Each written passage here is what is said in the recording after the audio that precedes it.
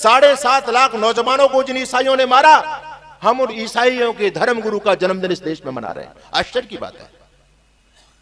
कैसे आपकी संस्कृति बचेगी? पत्थर के संग रहना है तो फिर पत्थर बनना होगा। धर्म बचाना चाहते हो तो फिर कट्टर बनना होगा, वरना कुछ सालों में घर में चिट्ठी बांटी जाएंगी, अरे करो कबूल इस्लाम, नहीं तो गर्दन काटी जाएगी। यही हुआ था पहले, आने वाले समय में यही होगा। इसलिए मजबूत बनो, कट्टर बनो। 25 दिसंबर को क्या मनाया जाता है जी? बोलो, अरे सब बोलो है। हाँ देखो, आपका गांव किशुपुरा है, ठीक है, ये गांव की हालत है, शहर की हालत तो भूल जाओ आप। गांव में रहने वाले लोग भी जानते हैं कि क्रिसमस डे होता है 25 दिसंबर को। हमको क्रिसमस डे याद है, लेकिन महामना पंडित मदन मोहन मालवीय का जन्म दिवस याद नहीं है। और 25 दिसंबर ऐसे नहीं मनाओगे आप लोग। आपके बच्चे स्कूलों में पढ़ते होंगे और उस दिन सारे के सारे बच्चे जोकर बनेंगे। लाल लाल टोपे, लाल लाल ड्रेस, सफेद सफेद ऐसे उनको पहना देंगे। और आश्चर्य की बात तो यह कि हिंदुओं के स्कूल और मास्टर भी हिंदू, मैनेजमेंट भी हिंदुओं का, लेकिन फिर भी वहां पर क्रिसमस डे मनाया जा रहा है और आप विरोध नहीं कर रहे हैं। आश्चर्य की बात है।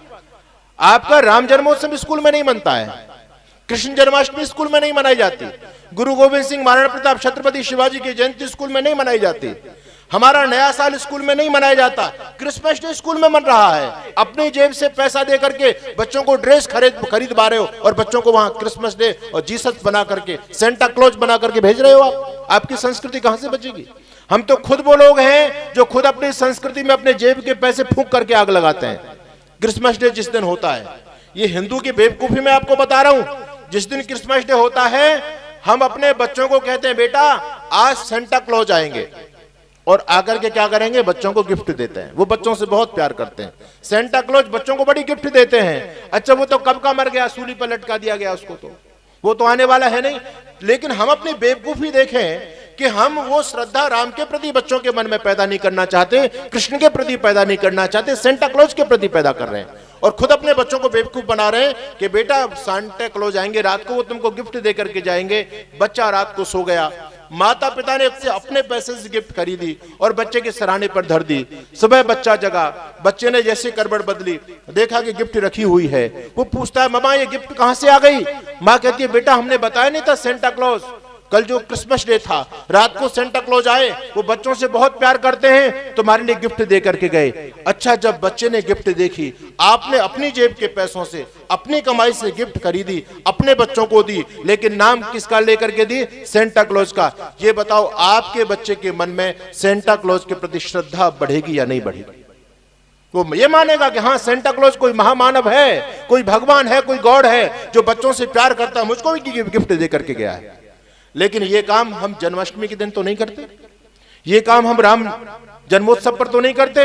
अरे तुम अपनी संस्कृति को बचाना चाहते हो तो जन्माष्टमी के दिन अपने बच्चों को क्यों नहीं कहते अरे बेटे आज भगवान कृष्ण आएंगे और वो आपको गिफ्ट दे करके जाएंगे? आप अपने बच्चों के पास में गिफ्ट रख दो, बच्चे जब सुबह जगाएंगे, बोलो आपके बच्चे के मन में भगवान कृष्ण के प्रति श्रद्धा पैदा होगी या नहीं होगी? आप राम जन्मोत्सव पर, रामनवमी पर ये काम करेंगे, सुबह बच्चा जब गिफ्ट देखेगा तो आपका बच्चा भगवान राम का भक्त बनेगा या नहीं बनेगा?